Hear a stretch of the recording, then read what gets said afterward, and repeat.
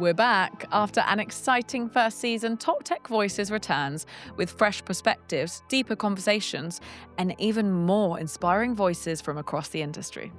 This season, we're diving into how technology actually serves people, because innovation has the greatest value when it improves lives, protects what matters, and solves real human challenges, right? So whether you're tuning in from your desk, lab, or on the go, we're bringing thought-provoking insights, expert interviews, and behind-the-scenes stories that matter. So let's get into the latest season of discovery, dialogue, and inspiration.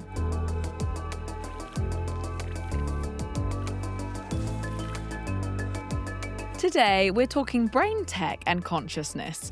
I'm joined by one of the most cited global scholars on the topic of neuroscience and cognitive science, Professor of Cognitive and Computational Neuroscience at the University of Sussex, and he's the director of the Sussex Centre for Consciousness Science.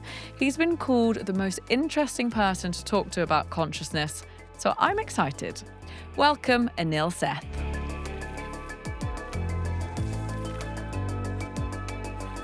So we're going to talk about brain technology, consciousness, and the future of technology.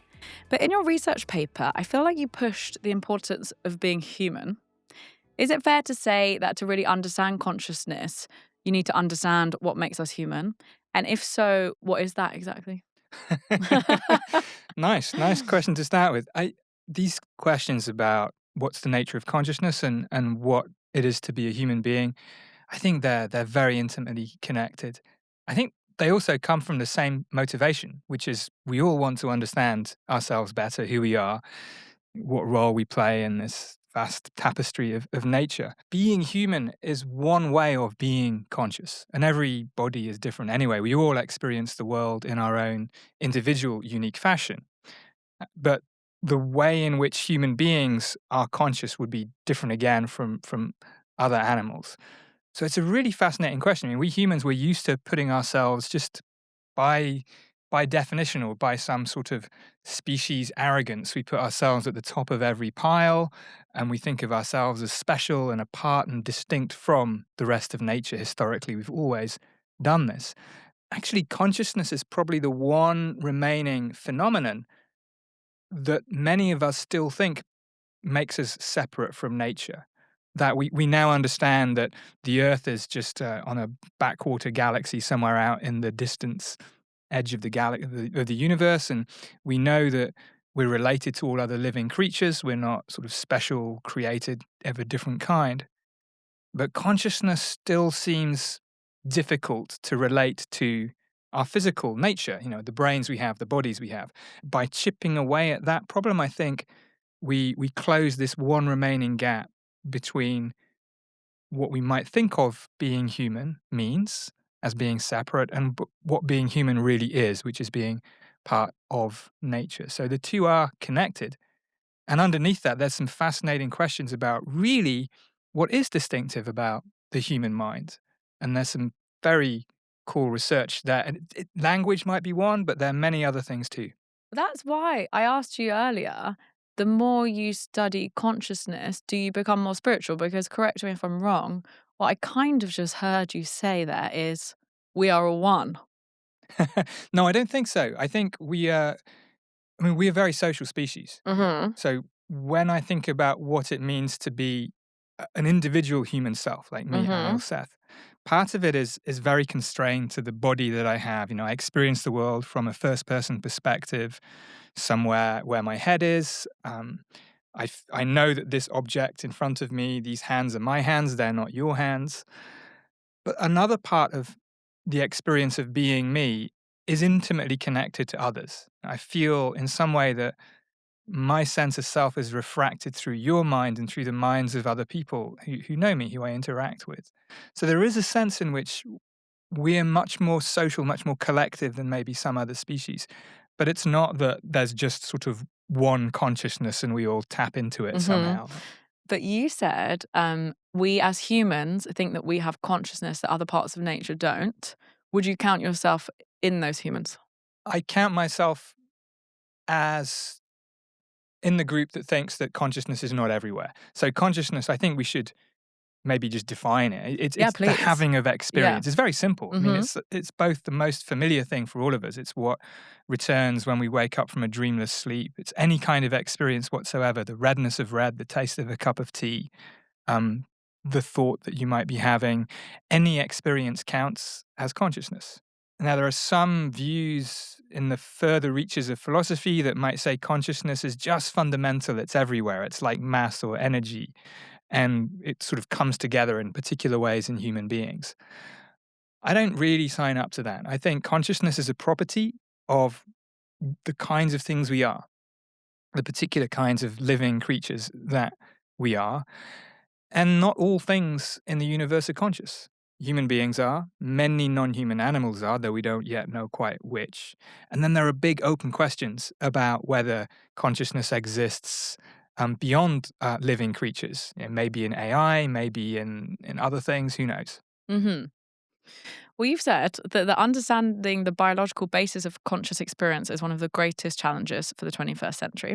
As by your own definition, being such a great challenge, why have you decided to try and chip away at it? I mean, I'm tempted to be grandiose and say because it's there, because it's so Mhm. important, but that would be, I think that would be a distortion. It is interesting. It's always been interesting to me. I think it's interesting to most, if not everyone, at some point in their lives, usually quite early on. We all wonder, why am I me and not somebody else? What will happen when I die? Why am I here? Who am I? These kinds of Mhm. questions. And then most of the time we move on to other more sensible activities and pursuits. But I was lucky, I think, in the sense that when I was studying, when I was starting out, consciousness research was just about coming back onto the agenda. I mean, many people think it's beyond the reach of science. You can't study consciousness, it's subjective, it's private. I Mhm. will never know the experience that you're having. You will never know exactly what it feels like to be me. But in the 1990s and then onwards, there was this gradual recognition that really, well, we have to have a go at it. And we can. The brain is right here. It's not the other side of the universe. There are many of them. In many ways, consciousness is easier to study than other things. So I think I just rode that wave and was opportunistic and lucky. I also think it's a problem of immense practical importance. So, yes, understanding consciousness is this grand existential challenge to figure out who we are. But also, if you think about mental health, mental illness, neurological health, brain injuries, brain disease, these often manifest as disorders of consciousness, changes in consciousness. We can't really understand and treat these conditions unless we understand the relationship between the brain, the body, and subjective experience. Okay, well, that leads nicely on to my next question, because if you describe consciousness as a great challenge, I feel like that suggests that it's a challenge to be solved, and I wonder what solving it would look like. That's an excellent question. I think people often think that they know what it would be like to solve one of these deep problems. And I think you rightly identify that it's very hard to predict what it would be like to have let's say a satisfactory scientific understanding of something that still seems quite mysterious. Part of the problem with consciousness, which makes it different from other problems, is that we ourselves are conscious. We're trying to explain not something out there on the other side of the universe that might puzzle us, but we're trying to explain us. And I think that makes us impose a higher bar on what it would take for an explanation to be satisfactory, that somehow we want it to give us the intuitive sense of, oh yeah, that has to be right. That has to be right. Sort of that makes now I make sense to me. Yeah. But there's no real reason why science should deliver that kind of intuitive satisfaction for consciousness. It doesn't deliver it in other things. I mean, we have quantum mechanics in physics. No one has any idea what that really means. People disagree dramatically about what it means, but it's still a very, very powerful, useful theory. So I don't really know. I think being optimistic and maybe a bit idealistic about it, as we chip away at this problem and understand more, maybe we don't solve it completely, but I do think we get back to this idea that we are part of nature and not apart from it. I think the more we weave ourselves into this wider story of the universe, its physics, its chemistry, its biology, the less we're tempted to set ourselves apart from it in some realm closer to God than to other animals. I just have this optimistic view that that puts us in a better position for for guiding the future of human civilization. The more we study consciousness, the better we can get at guiding the future of human civilization. Perhaps more important now in the age of the great technology revolution than ever. I guess also with that question, I suppose, would you say curiosity is part of consciousness? Yeah, it's an Mm, experience. yeah. I mean, you can imagine that some animals and maybe some artificial systems could be curious in some sense without being consciously curious. And I think even human brains and human bodies are like that too. My eyes, we all make eye movements all the time and we don't often know what our eyes are doing. So our visual systems Hmm. are curious without us knowing it. But the experience of curiosity, I think, is fundamental. I don't think it's distinctive to humans. I think non-human animals can display this kind of conscious curiosity too. Hmm. Because I guess the problem is that conscious people are studying consciousness, and so therefore their curiosity might never be satiated. Yeah, I certainly don't expect to be Yeah. to ever fully to say, it's done now, move on. I think Yeah. it's going to be a problem that keeps on giving. Yeah, I'm going to pick up on the we're curious without knowing it. But first of all, I want to talk about your work on controlled hallucination. Something that you're very known for. Can you just explain to people who are watching or listening what that is? Basic idea is pretty simple, and it's an idea with a very long history in philosophy and science, hundreds of years really. But I think it's best explained by way of a contrast. So we've got our eyes open, we look around. It just seems to us that the world is out there. It just seems you're out there, the chair's there. And it's very, very easy to assume that I just experience the world as it is, as if the world just pours itself into my mind through these transparent windows of my senses, my eyes and my ears. But that's not what's going on at all. And it can't be what's going on. If you think about things from the perspective of your brain, your brain, which is where vision happens, where hearing happens, it's dark inside the skull. It's quiet. There's no light, there's no sound. All the brain has to go on are electrical signals, which are only indirectly related to tables and chairs and people and colors. They don't come with labels on. So the brain has this challenge of making sense of these unlabeled, colorless, soundless, smellless electrical signals. And the idea is the only way it can do that is by basically making a best guess about what's out there and then using sensory signals to calibrate this best guess, to update it. In mathematics, we talk about Bayesian inference. So the idea is the brain is doing some kind of Bayesian inference. Given some sensory input, what is the most likely state of the world that would give rise to that input? And my take on this way of thinking is that, well, that is what we experience. We don't passively register the world. We're always actively generating it. We're creating predictions about what's going on, and then the sensory signals calibrate and update the predictions. But we don't read the world out in this kind of outside in direction. We actively generate it. And that's why I quite like this slogan of perception as a controlled hallucination. Hmm. Hallucination we tend to think of as an experience that's internal rather than perceiving something Mm, objectively and accurately. But I think it's a sliding scale. I yes. think dreams, hallucinations, what's happening there is you just kind of turn the dial so that more of what you experience or all of what you experience comes from within. And then in normal waking perception, you turn the dial the other way and the brain's hallucinations become much more responsive, controlled by signals coming from the world. When you say turn the dial the other way, how does one turn the dial the other way? You can fall asleep, for instance. Oh, yeah. That's a That's lovely one way. way. That's one That's way a of good doing one. it. Yeah. But there are other ways too. Hmm. You can, for instance, if you pay attention, like I'm looking at you now, but I sort of experience this broad environment of this beautiful studio we're in here in Leeds. But by paying attention to you, what I'm experiencing when it comes to your face, is Mhm. much more tightly controlled by the sensory information, and my brain's kind of making up more of what's going on in the periphery. So that's one way of turning the dial. Just paying Mhm. attention to things in the world gives the sensory information more influence Mhm. on the brain's best guesses. Would you say meditation is one way to pay attention? I think meditation is all about paying attention. I think meditation is often thought of as an extremely powerful way of training the ability to pay attention. Paying attention is hard, Mhm. especially these days. We have so many distractions, so many things that's screaming for our attention by being loud or bright.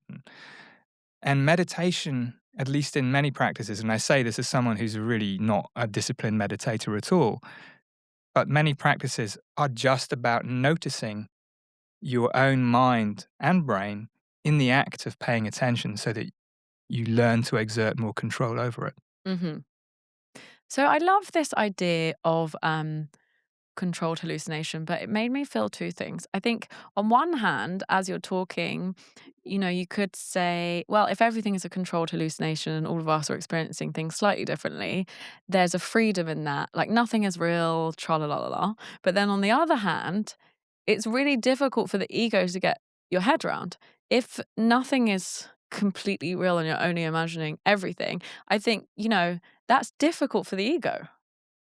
The first thing that you said I want to pick up on though, Uh because huh. what you said that we all experience things differently and Mm-hmm. that nothing is real or something like that. And that Yeah. those are very different Yeah, things. yeah, So yeah, yeah, yeah. these Please, two please things, correct me. well, one can be true and the other Yeah, doesn't yeah. have to be. So I do think that we experience things in a very individually Mhm. specific way.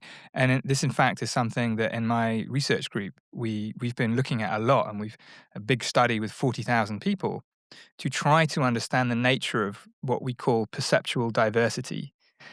Because it's very hard to get a handle on this. It's very easy to see when two people are different sizes, different heights, different shapes, and so on, Mhm. different skin colors.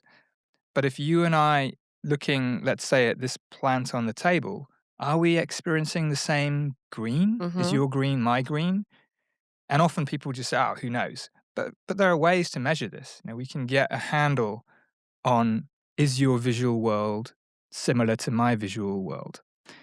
And this is I don't know, I find this a fascinating thing to do because it's often surprising when you do find differences, partly because it just seems as though we see the world as it is, but we don't. We see it as we are. Mhm. So we can see the world differently, but that doesn't mean that it's all made up, right? We Mhm. will both see a plant on the table there. We see a table there.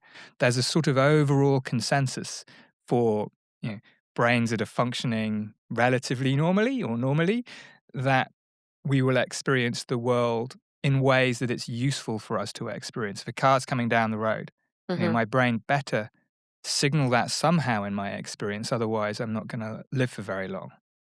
This is why I think the control in the controlled hallucination is just as important as the hallucination. Mhm.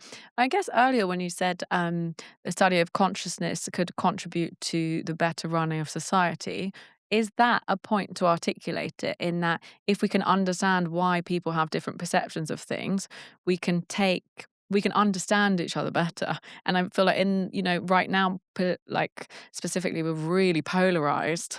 So, would you argue that we need more understanding of consciousness now than ever? Yes, I Yeah. very, very much so. And yeah, thinking back, I think I was a little on the grandiose side saying, yes, an understanding of consciousness will help us guide the future of human civilization. I actually Mhm. think that's true. But we can bring that into the here and now in a much more grounded way through exactly what you suggested. We are all too familiar with phenomena like echo chambers in social media, which do lead to this phenomenon of polarization, Mhm. which is, I think most people would agree, is a force that's tearing the fabric of society. It's not. We need diversity of views, but the extreme polarization is not healthy. And the first step in getting out of an echo chamber is to realize that you're in one, and to realize that way you understand things might not be the only way. Mhm. Um, Thinking about perception, I think, is a great way to do this. there was a few years ago, 10 years ago now, there was this famous image of a dress Mhm. that half the world saw as blue and black and half the Mhm. world saw as white and gold. Which did you remember this? Yeah, blue and gold. Yeah, I remember. Yeah. Right, yeah. And the fascinating thing about that was not so much that the visual system can play this trick, but that people who saw it one way found it so hard to believe, to Mhm. credit, that another way of seeing the same image was possible. It's like, but hold on, that's real. Like, how can Mhm. you see it differently? I thought that was brilliant because it's a way in. It's a way into cultivating a little bit of humility about one's own take on the world. Mhm. And if you can do that in a relatively uncontroversial setting, like, oh, is the dress white or blue, white and gold or blue or black, I think that lesson can sort of bootstrap up through our cognitive hierarchy Mhm. and we can become a little bit more comfortable with the idea that there is a real world. It's not a sort of anything goes, any way of seeing anything is equally valid. No, there is a real world, but that there are multiple equally valid ways of experiencing that world. And I think that is what's needed to provide a platform for empathy, compassion, discussions that might alleviate. And this is getting very idealistic, but I think it's one way of depressurizing some of these echo chamber dynamics that are Mhm. driving polarization. Well, you use words like idealistic and grandiose, but you also said, like, we see the world as what we are. So if you want to live in an idealistic world, then you have to start from that perspective, right? So it makes me think if, like, the idea about consciousness can be used alongside positive psychology to, like, create the world that you want to live in. And then in my second breath, from what you were saying, which is completely off script, have you ever thought about the relationship between consciousness and fake news? And In what sense? well, because he said there's like, we're talking about understanding different people. We were talking about an echo chamber. We're talking about two people seeing one thing and having two different opinions of the facts. And I feel like that is the genesis of the kind of rabbit holes online right now that are contributing to the echo chamber where you don't see anyone who doesn't agree with you. So I just wondered if more people understood the plausibility of seeing two different sides of the argument using the study of consciousness, if that would help. I think this is a more general feature of how our mind works, that we have this tendency for confirmation bias. I mean, people just like finding evidence that confirms what they already think, and everybody does this. Even if you take scientists who might be the people you'd expect to be most objective about this process, and then you look at what in practice most scientists do, instead of looking for evidence against their theories, which is what a good scientist should do, many of them, myself included at times, it's so tempting to look for evidence that will support your theory. And this is so it's just so widespread, this kind of dynamic. We Mhm. we love things that go along with what we already think, and it takes effort. It takes Yeah. cognitive mental effort to try to see the other side. Break your own opinion. Actually, that's what the technology industry taught me. You make a product and then you literally actively try to break it in a way that from a creative standpoint, you're like, don't touch my work. But you need to rigorously test something. You touched upon it before. We talked about how your body might be curious without you even realizing it. And it made me think about the question of free will and your work. We like to feel, perhaps the ego, that we can control our thoughts, but some of your work seems to challenge that idea of free will, and I'd love to know how you see it. Free will, now that's a rabbit hole. The Yeah, idea of free yeah. will is something that's easy to get into and extremely hard to get out of. Mhm. It's one of the hardest questions in all of consciousness research because three different confusing things come together. One is the universe deterministic or is there some randomness? Because some people would say if the universe is just sort of chugging along rails that were set up from the Big Bang, there can't be free will. If everything is already predetermined, there can't be free will. That's a big confusion. Then there's a confusion about what it means philosophically or in terms of neuroscience for a person to have free will. We have experiences that feel like free will. I decided to come to Leeds today. I decided to make a cup of tea rather than a cup of coffee just now. And then we have all the moral and ethical side of it too. When do we hold people responsible for their actions? The whole of Western law is based on the idea that free will is a thing, that people are of sound mind and can be held responsible for things they did of their own accord. Um, if you try and sort through all this, I think it's possible to get to a vision and an understanding of free will that makes sense.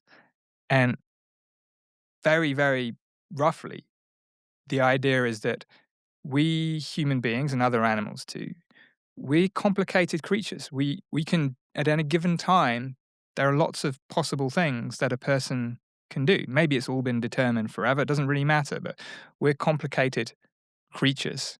And the brain is always in the business of inferring not just what's out there in the world, whether it's a table or a cup of tea, but also where its own actions came from. And my thought about free will is that we experience free will when the brain infers that its actions have come more from within. Hmm. So it's kind of the brain's perception of where actions come from. And this is a very useful thing for brains to do because it can pay attention to what happens and then maybe do something different the next time. So I think we have free will, but it's not the kind of free will that sort of swoops in from Hmm. some immaterial realm and loads the dice of physics or something to make something happen that wouldn't otherwise happen. It's a bit like color. We experience color. Colors aren't literally out there in the world. The brain, all there is electromagnetic radiation. The brain creates colors from colorless energy. I think the same thing is with free will. It plays a role. It's useful for the brain to construct the experience of free will, but it's not literally what it seems to be. Free will is not the thing Hmm. making an action happen. It's a perception of an action that is happening. I mean, even those words constructing free will doesn't sound much like free will, does it? Well, I think the debate often, and we were speaking about polarization. I think part of Hmm. the problem is that in this conversation about free will, it tends to go completely one way or the other. It's like, Hmm. oh, on the one hand, we might just be biological robots. We have no free will at all. Hmm. We were always going to do what we did, and the experience of being in control of our actions is just total nonsense. Hmm. And then on the other side, you've got the idea, no, it's real. We have these experiences of free will, and these experiences somehow sort of getting into the wiring of the brain and making neurons go one way rather than another Hmm. way. My version of free will sits somewhere in the middle. It's not this spooky cause without a cause, Yeah. but it's also not that we're biological robots that could equally do Yeah. without that experience. And I think if you go too far either way, it might start to get slightly maddening anyway. Yeah, I mean, Um, you can't not experience it, right? I can't not see things as having colors. So mhm, the experience of things being willed is just it's inevitable. But it's also sometimes we overestimate it. I mean, lots of things that we do, which we might think of as being voluntary, actually we just do them out of habit and we don't necessarily mhm, feel that much free will going on at all. mhm, This is a domain, by the way, where I think neurotechnologies are having some mhm. impact. Well, I was gonna get into that. Just quickly before I do, I have a data question about this. You said free will is when we feel like we're making the decision. How do you measure that? Have you measured that? Have you tried to measure that in the lab? Um, Only very indirectly Mhm, and not that specifically. But I mean, you can ask people to what extent they felt. You don't ever really measure will, but what you can measure is the extent to which people felt that they caused something. mhm. Was either cause of that action. You can also ask them to what extent they feel an urge to make a movement or something Mhm, like this. So you can get at these things indirectly, mhm. but will itself, I don't think it's a thing that you Yeah. measure. Yeah, and if somebody feels like they're the cause, then it gets into guilt. But yeah, let's get on to computer interfaces inside your brain because they do have an interesting relationship with free will. But first of all, can you explain what they are? One of the rapidly accelerating areas in neurotechnology are brain computer interfaces or brain machine interfaces, sometimes they're called, and they've been around for a very long time. but their time seems to be coming now. The basic idea is very simple. It's not that you've got a computer inside your head. Mm-hmm. It's that there's some way of interfacing between brain activity, neural activity, and running some code on a computer. So these can either be invasive brain-computer interfaces, BCI. So you stick electrodes inside the brain. You can record activity from Mm-hmm. parts of the brain, read them out in computers. So you might do this, for instance, if you want to translate somebody's brain activity into speech if they're paralyzed, um, or you can have non-invasive brain-computer interfaces, which are much more available at the consumer level. So these would be things like EEG, little sensors that are on your scalp that can record Mm-hmm. electrical activity. Now, they're much more indirect. Mm-hmm. Recording from a sensor outside the skull, it's a bit like hanging a microphone above a football stadium and trying to figure out what individual people are saying. Um, but you don't have to drill a hole in the head. So in that sense, it's Yeah, that it's sounds good. Yeah. it's a less dramatic thing to do. You mentioned it, the cognitively impaired. How are these kind of technologies being used right now?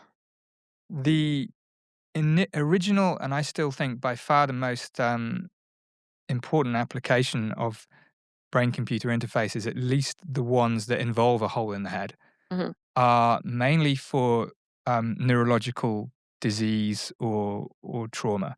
So good examples would be the brain-computer interfaces for severe epilepsy, for instance.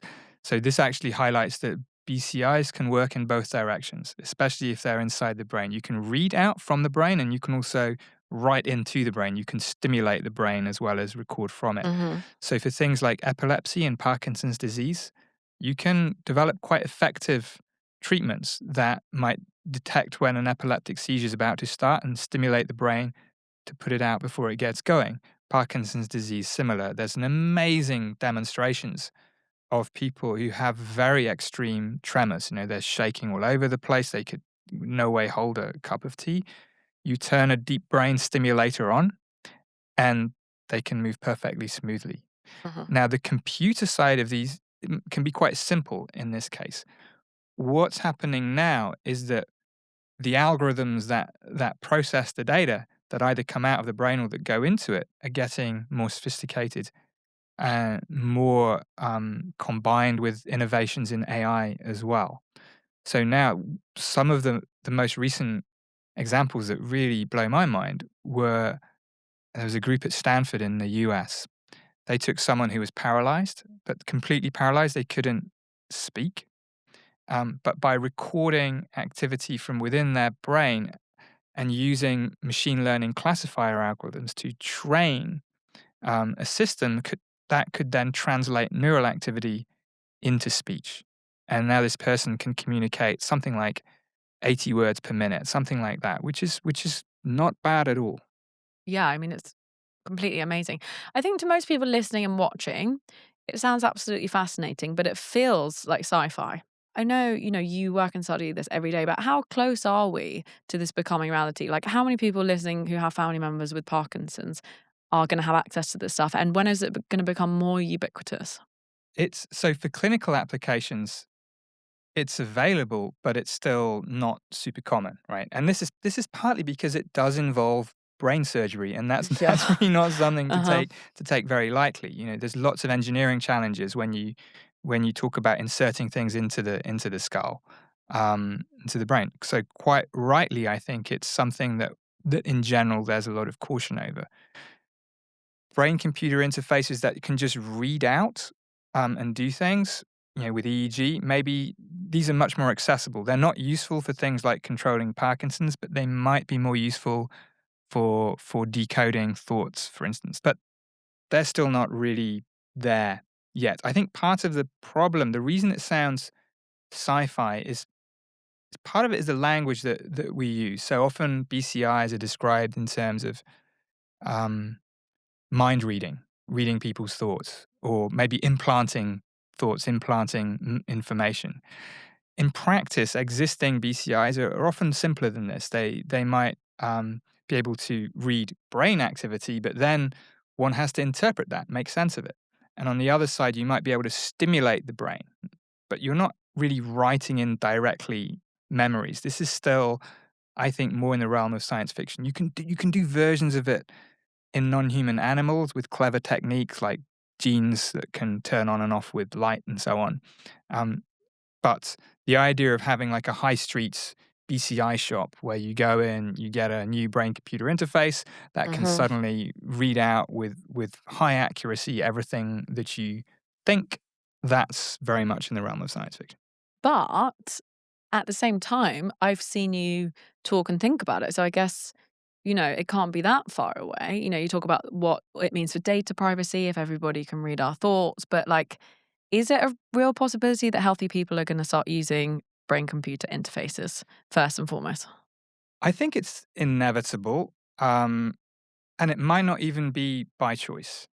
Um, but by the way, you're right that some aspects of these things are getting closer. There's a number of companies now, um, in the BCI space that are actually doing impressively well, reading out things like thoughts from brain activity without having to put electrodes in the head either. What are things like thoughts? Well, you might say what what image you're asked to think of an image, and then it's recording the brain activity. When it comes to thinking a thought like "I'm thirsty now," or "I could do with another cup of tea," that's a fast-moving frontier. The worry there is that you get it wrong. I mean, machine learning algorithms will always come up with some classification or Hmm. come up with some best guess, and it might not always be accurate. Yeah, it's interesting. You're saying the advances are coming in the AI part, which is actually the decoding the signals, not necessarily reading the signals from your brain. And actually, earlier when when you're talking about controlled hallucinations and educated guesses that the brain's making, I work in AI. I'm always saying AI is just making educated guesses. Yeah. So you can't help but compare our own brains to an AI system, really, can you? Well, I think you should maybe resist Yeah, over yeah, comparing yeah. these Uh things, huh. right? I mean, the advances in AI have been driven to a huge extent by the metaphor that the brain is a kind of computer, Mm-hmm. but based on neural networks. And most AI these days is powered by things we call neural networks. And we kind of assume that, well, that's what the brain is too. It just happens to be made of carbon rather than silicon. But I think that does a grave injustice to the Mm-hmm. deep complexity of what biological brains actually are and what they do. And I think we see this a little bit in, for instance, in how much data we need to train AI systems to do anything. You kind of need to train it on the entire Mm-hmm. world to do stuff, and on the enormous energy costs of running Mm-hmm. modern AI systems. Brains are incredibly energetically lean and can learn from surprisingly little data. So whatever they're doing something different to how AI systems work. And I think a lot of that difference is probably rooted in the fact that brains actually aren't computers the closer you look. Hmm. And perhaps in the age of AI, it can give us more respect for our brains because we realize how hard it is to try and make a machine even have something close to an actual brain. That would be lovely. I would Yeah. absolutely love that. But it keeps going either way. I think there's this tendency that we have as a species, just as we project faces into clouds and things like that. Um, we we confuse ourselves with the things that we build. We build these artifacts, these clever AI systems, and and we project human-like qualities into them. We think they really understand us if we're talking to a chatbot. But we also see our algorithms in ourselves too. We tend to reduce the complexity of what it is to be a living human being to the algorithmic. And I think that both overestimates the technology and it underestimates Hmm. ourselves. I wonder if, as we're trying to understand more about how systems work that are really hard to explain, like AI, it naturally makes us sort of want to know more about ourselves, and perhaps we wrap ourselves up there. But if AI is going to spur on the study of consciousness, and you're saying, it can be used to decode brain signals, and basically, it's quite far fetched and obviously ages away, but let people see your thoughts. Like that's kind of what you're alluding to, right? Well, yeah. So BCIs, I mean, they exist. We've talked about this before. They've existed for quite a long time. But now there's this whole sort of spectrum of views that come out. From, the one end, you've got the idea of BCIs can completely read thoughts, and that maybe we can upload ourselves into computers and live forever, Yeah. and Okay. Yeah. or we can just become better than well, and it's not just people with Parkinson's disease or epilepsy or blindness that could benefit, but we should all be popping down to a high street neurosurgeon and getting cognitively enhanced by a brain computer interface. Um, so there's huge variance there from the hard-nosed clinical end to this sort of more, I don't know, technological hmm rapture type thinking. And then there's what's actually feasible. And I think this is where the frontier is rapidly changing. The ability to decode mental content is increasing quite dramatically. I still think it's inaccurate to describe it as mind reading, hmm but it's happening. And as these abilities, as these technologies become more powerful, the ethical downsides become, I think, more severe. Partly because you get a lot of these ethical downsides, even if the technology is still inaccurate, right? Because if if a system is supposedly reading my thoughts but getting them wrong, but nobody knows it's getting them wrong, that can still have very hmm damaging consequences for me. Yeah, and I hadn't thought about that because actually I want to ask you next about privacy. What does it mean when somebody can read your thoughts and know what you're thinking? And do we want that? And then, going further, will you start trying to think differently if you know people are reading your thoughts? In the same way I curate what I post on Instagram, will I try to curate what I'm thinking? But yes, that would be even more frustrating if then I'm trying to curate what I'm thinking, but then the mind reading, not mind reading machine is getting it wrong somehow. And then also you wonder how that data is going to be used, the data of our thoughts. Is that going to be sold to advertisers? Oh, like George is thinking about getting a coffee now, so paying, like, show her where the closest coffee shop is or something. I appreciate that's like 5 questions in one, but I'd love to know your I thoughts. don't know. I think it's extremely good to focus on this core issue of privacy. I think because we humans we're remarkably willing to give our privacy away, it seems, which is a concern because hmm we will only realize the damaging consequences of having done so, further down the line.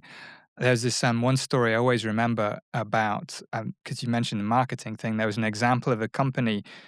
They were trying to sell some rug, and they had this gimmick thing where they would only sell the rug if you could convince them that you really wanted it. Yeah, yeah. And the way they did this was they had some EEG headset. People would go Okay. in, and basically, if the brain signals lined up by whatever classification they were using to show that no, you really, really did like this rug, Mhm.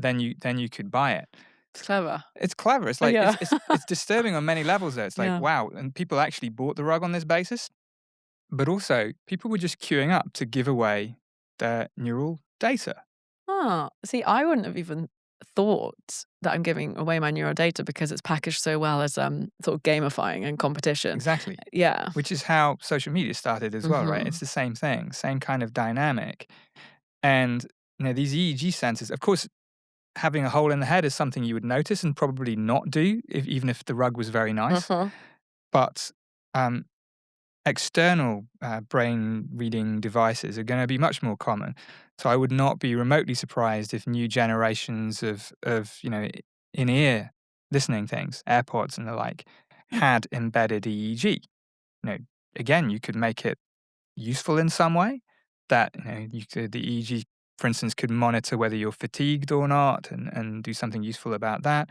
But at the same time, there's all this what I like to call neural bycatch. Even if you're looking for a useful signal that the person might benefit from having externalized and implemented in a brain-computer interface loop, there's all the other stuff that gets picked up as well. And there may well be value for a third party in that other stuff. Where we are now is there aren't the structures, the regulatory structures, or even really the moral intuitions and the societal intuitions, I think, to think clearly about this. In the US, there's often this pride, and I think rightly so, whether it happens in practice or not, about freedom of speech being central to the Constitution. And for almost the whole of human history, this was enough, right? Because I can have a thought, but if I keep it to myself, that's fine. And I can decide. Usually, in principle, sometimes you can't help saying something, but in principle, there is a control between. There's a buffer between what I think and what I say. But with thought, there is no such buffer. Schopenhauer once said that, paraphrasing him, he said, humans can do what they will, but they can't will what they will. Mm-hmm. The thoughts themselves are the thinkers, William James said. And this is a new situation. I was delighted, partly because I'm half Indian, to learn that India, in their constitution, I think it's the only country that has in their preamble privacy of thought. Oh, wow. But that, I think, is where we need to go, because now, for the first time, privacy of thoughts is something that Mm. is potentially under threat. I mean, like, in the age of AI, we're seeing technology companies having to take on things that usually governments would be dealing with. And you can only imagine how that would be furthered by the capabilities of BCIs, because then it's like, who owns the data of what you think? It's almost like that technology might happen like way before any kind of government like infrastructure. And the reason I mentioned the marketing piece is just because we see in the age of AI how clever marketing is going to get, and it's really going to play on your sort of insecurities and vulnerabilities. And again, you can only kind of imagine what that means when it's not just using AI to understand you, it's using your own thoughts to understand you and kind of sell to you. So it's interesting and it's scary, but what about the other side? We're talking about the dangers, but what about like the capabilities? Like, what's the good points about having a BCI, like to like, improve our cleverness? Yeah, here's where it's a bit more challenging, actually. I mean, these technologies, any powerful technology is usually dual use, right? Even nuclear power. We have energy, we also have nuclear weapons. We can have biological weapons, we can have vaccines, and so on. With brain-computer interfaces, it's very clear to see the benefits for clinical conditions, and I worry a little bit about pontificating too much on these Yeah. social and ethical things, because if Hmm. someone is paralyzed and they stand to be helped, they're going to be quite rightly impatient with some of this talk, I think, because for that person, that's a transformational difference that BCIs can make. When it comes to BCIs for you and me, for the public in general, what are the upsides? It's a little bit harder. I can see certain things in well-being and general cognitive mental health, that you can have BCIs that can sort of implement feedback loops, so that it can make it easier for people to enter into, let's say, desirable states of consciousness, relaxed states, meditative states, things like that. I imagine that could be done. There are Hmm. people trying to do that kind of thing already. We see sometimes the idea that BCIs could facilitate our interaction with the world, that we Hmm. can control things with our minds rather than with our hands. I find this a little less convincing, actually. That evolution has shaped not only our bodies, but our brains and minds to interact with the world with our hands, with one mouth, not three mouths. I can't think three different things or say three different things at one time. So I think that's less clear, that that will be a real benefit. I think overall the perspective is one of what will complement rather than replace what we do. So rather than trying to build as like another parallel mind that we can interact with, what can amplify, complement our own cognitive resources. So this might be things like, I don't know, having a system notice what you're not paying attention to or paying attention to, and tagging it somehow to come back to you later. There could be clever ways of complementing our cognitive limitations. The worry is that currently there's quite a lot more potential downside Hmm. than upside for these things. Okay, well, that's interesting coming from you. I guess, I was wondering just when I was reading your research paper about this world of, yeah, these BCIs making decisions for us, not only then you wonder who made the decisions, but then becoming like the death of getting things wrong, what that means for consciousness and like the beauty of being human. And if we, if it's a possibility that we'll just become this sort of army of sort of soulless geniuses, but I don't know if that's completely ridiculous. Well, I mean, I feel a bit bad kind of finding another negative potential Mm-hmm. angle on them, but it's an interesting one. And I think we see already signs of it in how people are interacting with large language models in AI. They seem very formulaic, right? They're fluent, they're articulate, they seem intelligent in some quite remarkable ways. Mm-hmm. Yet there's something very, very predictable about the the structure, the grammar, the feeling of talking to a language model already. One has to talk to it in a particular way to make the most of it. And the same thing might end up being true of brain-computer interfaces. A large part of the technical challenge with BCIs is accurately decoding brain activity, which is very messy, especially again if you're doing it from the outside. It's a very noisy, uncertain business. Um, and so to get BCIs to work, it might become necessary to think in particular ways in order so that the classification algorithms can grip onto things in the way that they're supposed to. This is something I think there's a very just subtle worry here that if we have to train ourselves to think in a particular way to make use of a technology, that can become ingrained into habit. And this gets close to your, army of Mm-hmm. homogeneous soulless geniuses Mm-hmm. that we might end up in a situation where there's something like a mental monoculture that we've kind of tamped down the beautiful diversity of thinking that I think animates our world. In the same way that I think the world would be a much poorer place if we only had one language. Different Mm-hmm. languages really do allow different ways of thinking, Mm-hmm. and there's both I think a beauty and a necessity to having that kind of diversity of thought. Just as an ecosystem Mm-hmm. can't survive, it just has one crop. You need diversity of minds in order for new things to happen and for there to be beauty in a certain way. But would it be you'd have a fairly short window of having to think in a certain way because it depends on how quickly the technology evolves? It could be. I mean, so that would be the optimistic view that it could be that the technology kind of adapts to you so that Mm-hmm. it's sort of it kind of scaffolds your own individual cognitive style.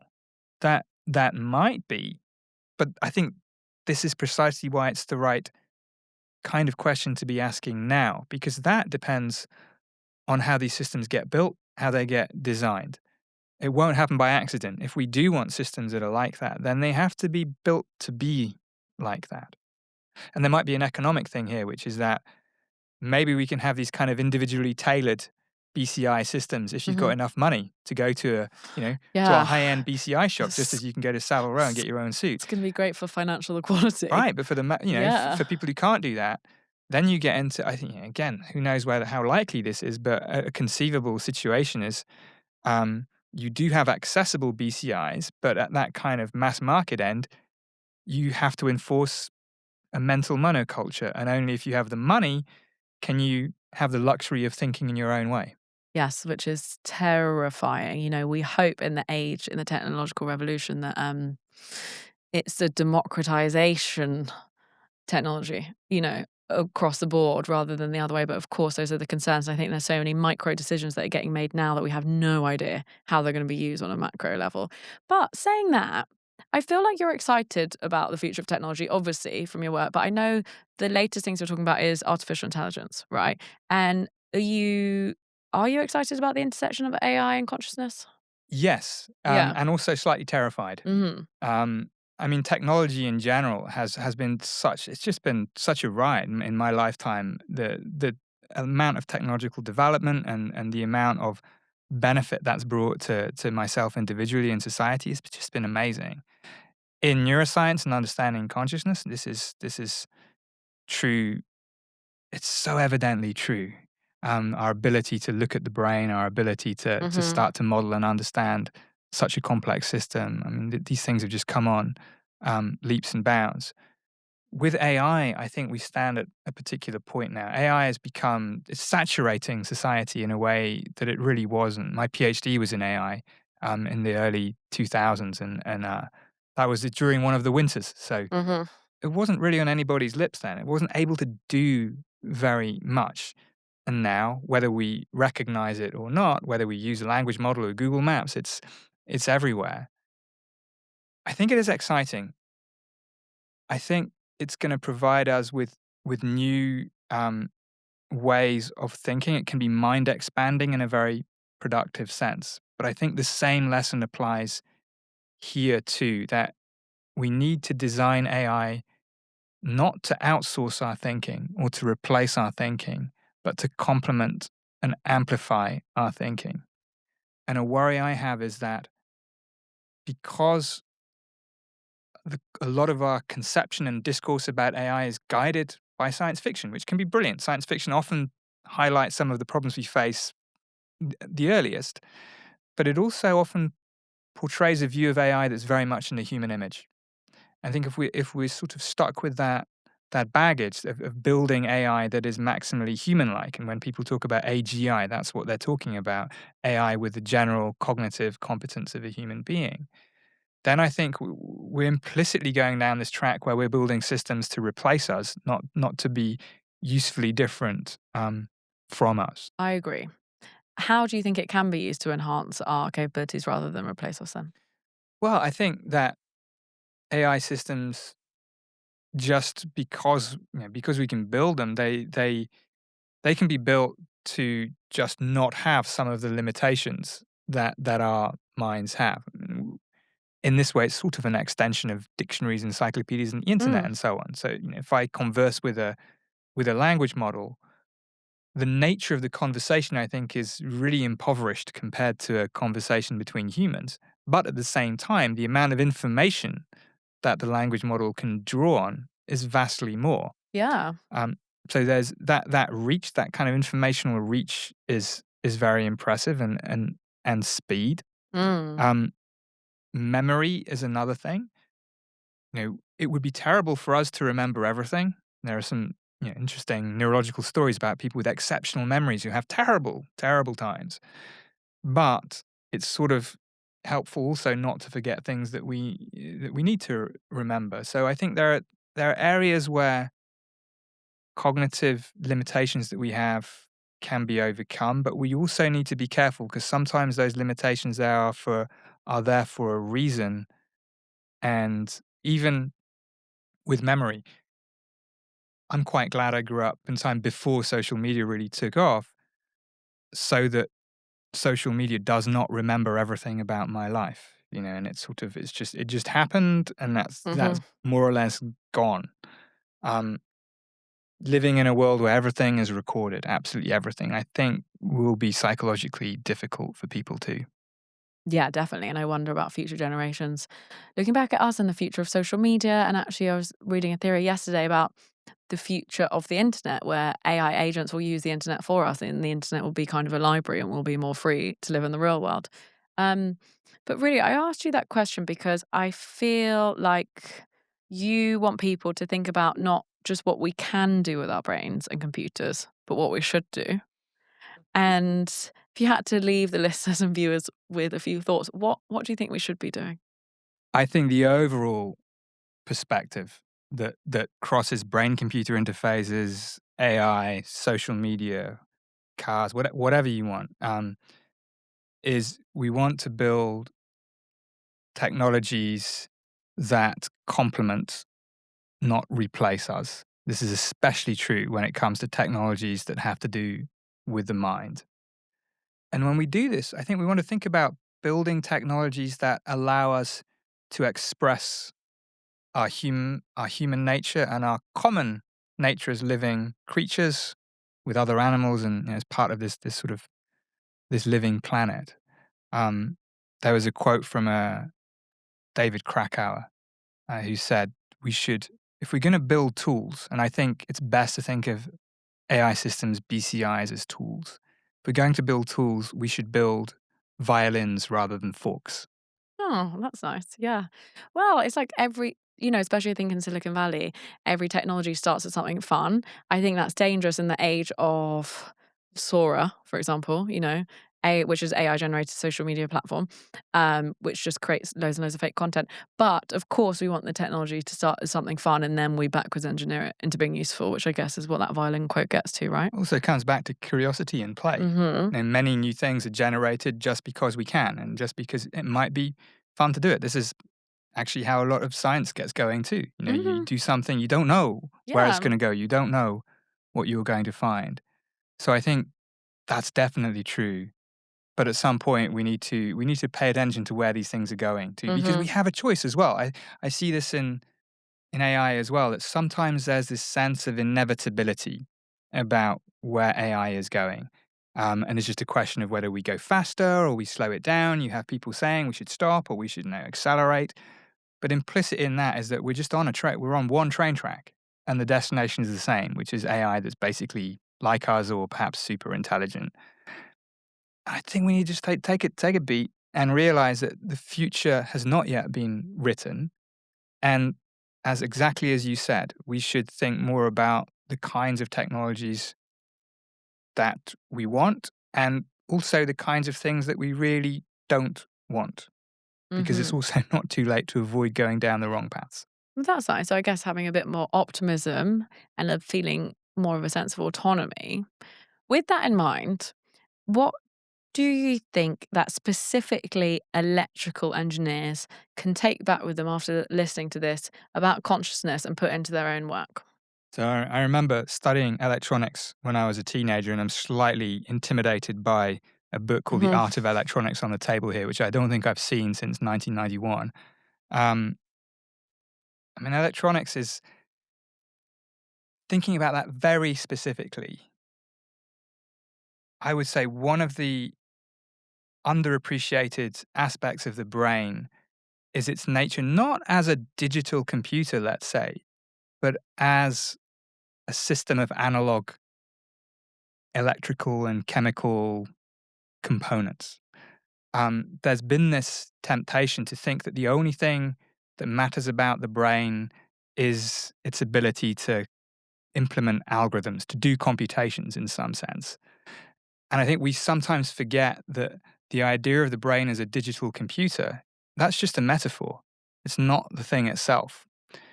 If we look more deeply in the brain as a biological chemical system, we do find a lot of electrical stuff happening.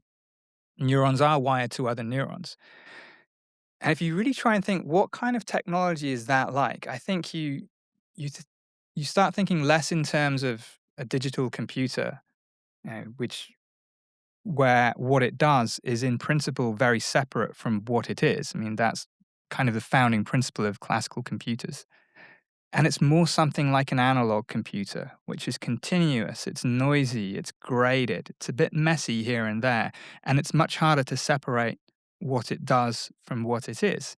Some of the earliest computers were analog computers, and I think now we're moving into a new and, for me again, very exciting era, both of AI, but also of understanding what kind of thing the brain is, where the notion of what a computer is also changing. And in a sense, we're going back to some of these earlier roots of the brain as something that is, at least in part, analog and continuous.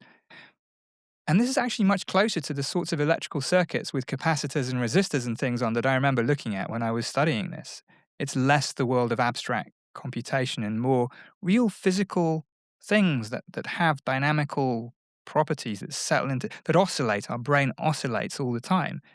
And if you build electrical circuits, one of the first things you notice is their tendency to oscillate.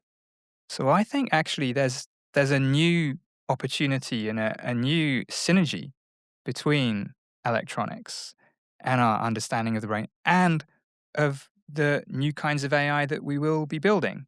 Because built from analog components where you've got this greater integration of what they are and what they do, they can be much more energy efficient. And that's because they're going to be more brain-like in the future as well. hmm Okay, that's a positive note to end on. Thank you so much for joining us and for those invaluable insights. Oh, thank you, Georgia. It's been a pleasure.